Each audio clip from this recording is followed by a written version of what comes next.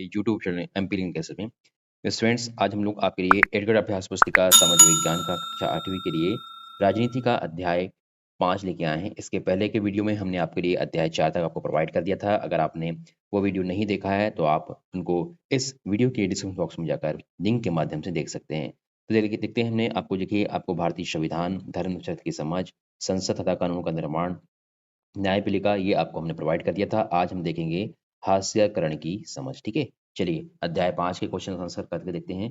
तो अध्याय 5 हास्यकरण की समझ, इसके बारे में देखेंगे। पहला क्वेश्चन क्या देखिए आपका, भारत की लगभग कितनी प्रतिशत आबादी आदिवासियों की है? तो ऑप्शन में क्या दिया है, 8%, 2%, 18% और 22%। तो इसका सही आंसर क्या जाएगा आपका 8% हो जाएगा। ठीक है, जो है भारत की लगभग 8% जो है जनता क्या है, आदिवासी है।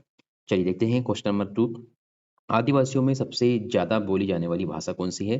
तो ऑप्शन दिए हैं संस्कृत, गोंडी, हिंदी या फिर संथाली। तो क्या जाएगा आपका इसमें संथाली भाषा जो है डी नंबर की, वो सबसे ज़्यादा बोली जाने वाली भाषा है आदिवासियों में। क्वेश्चन नंबर 3 देखते हैं।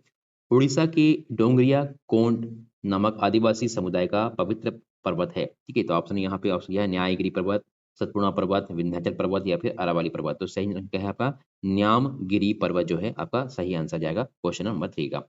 चलिए क्वेश्चन नंबर 4 देखते हैं क्या है, आदिवासी शब्द का आशय लिखिए। ठीक है, तो आपको क्या लिखना है, आदिवासी शब्द का मतलब होता है मूल निवासी।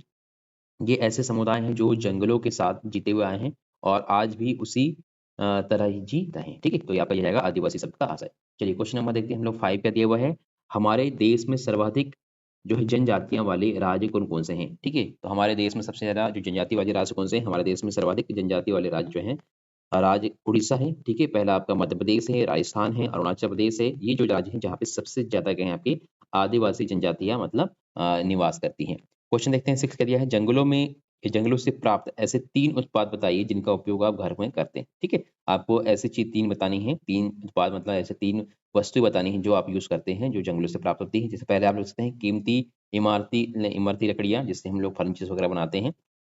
इसके अलावा हमें जलाऊ लकड़ी भी लिख सकते हैं, सोने व चांदी की अयस्क। ठीक है, पशु उत्पाद जैसे कि हम शहद होता है, ठीक है, तेंदुपत्ते होते हैं, फल होते हैं, ये हमें क्या होता है जंगलों से प्राप्त होते हैं जो हम लोग यूज करते हैं। चलिए क्वेश्चन देखते हैं 7 का दिया हुआ है, आदिवासी लड़की सोमा यह क्यों कहती है कि मैं आदिवासियों की कहानी पर फिल्म बनाऊंगी? ठीक है, तो इसमें क्या लिखेंगे, आदिवासी लड़की सोमा आदिवासियों की कहानी पर फिल्म बनाना के लिए इसलिए कहती है ताकि वह आदिवासी समाज की सच्चाई को जनता तक पहुंचा सके। ठीक है, ये आपका आंसर हो जाएगा इसका आपका क्वेश्चन नंबर 7 का। क्वेश्चन नंबर 8 देखते हैं क्या है, सामान्यतः आदिवासियों या जनजातियों की किस छवि के विभिन्न कार्यक्रमों में प्रस्तुत किया जाता है ना? जिसका आंसर आप लिखेंगे, हमारे देश में आदिवासियों को एक खास तरह से पेश किया जाता है।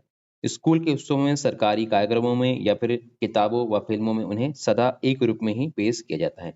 वे रंग-बिरंगे कपड़े पहनते हैं, सिर पर मुकुट लगाए होते हैं और हमेशा नाचते-गाते दिखाई देते हैं। ये आपका इसका आंसर हो जाएगा आपका क्वेश्चन नंबर 8 का। चलिए क्वेश्चन देखते हैं 9 क्या दिया हुआ है, क्या कारण है कि अधिकांश आदिवासी समुदाय बड़ी-बड़ी रियासतों के अधीन नहीं रहे? ठीक है, इसका आंसर क्या है, जो आदिवासी समुदाय थे बड़ी-बड़ी रियासतों के अधीन नहीं रहे। इसका आंसर क्या है, 19वीं सदी के आखिर तक हमारे देश का बड़ा हिस्सा जंगलों से ढका हुआ था और कम से कम 19वीं सदी के मध्य तक तो इन विशाल भूखंडों का आदिवासियों के पास जबरदस्त ज्ञान था। उनका जंगलों पर पूरा नियंत्रण था, इसलिए आदिवासी रियासतों और राजवाड़ों के अधीन नहीं हुए। ठीक है, इसका आंसर आप कैसे लिख सकते हैं कि जो आदिवासी समुदाय थे वो हमेशा जंगल में निवास करते थे और वो लोग किसी भी मतलब दूसरे बाहर की रियासत थे उससे कोई उनका संपर्क नहीं था। इस कारण से भी उनका कुछ नहीं हुआ, उनको कोई भी दबाव नहीं पड़ा उनके ऊपर। ठीक है, चलिए नेक्स्ट हम लोग देखते हैं क्वेश्चन नंबर 10। क्वेश्चन नंबर 10 क्या दिया है, वर्तमान में आदिवासी समुदाय शहर का रूप क्यों कर रहे हैं? ठीक है, आदिवासी जो है समुदाय शहर का रूप क्यों कर रहे हैं? तो उसका कारण क्या है, देखिए, अपनी जमीन और जंगलों से बिछड़ने पर आदिवासी समुदाय आजीविका और भोजन के अपने मुख्य स्रोतों से वंचित हो रहे हैं। अपने परंपरागत निवास स्थानों के छीनते जाने की वजह से बहुत सारे आदिवासी काम की तलाश में शहरों का रुख कर रहे हैं। ठीक है, तो ये सभी का हो रहा है, जितने भी गांव के लोग हैं या फिर शहर के लोग हैं, सब लोग क्या कर रहे हैं, वो सभी लोग शहर की ओर मतलब जो जंगल में रहने निवास करने वाले लोग हैं वो भी अब शहर की ओर रुख कर रहे हैं, क्योंकि सबसे मेन क्या है आपका रोजगार, है ना?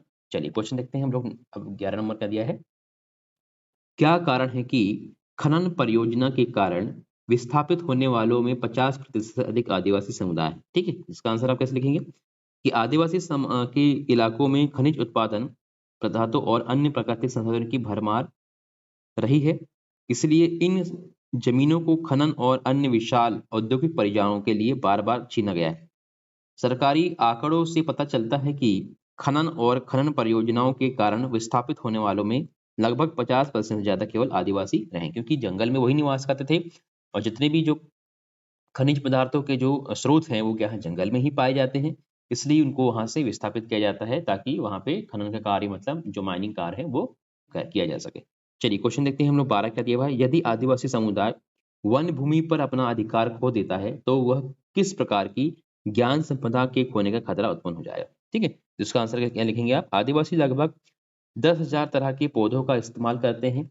उनमें लगभग 8,000 प्रजातियां दवाइयों के तौर पर, 325 प्रजातियां जो है कीटनाशकों के तौर पर और 425 प्रजातियां गोंद, रेजिन, डाई के तौर पर इस्तेमाल की जाती है।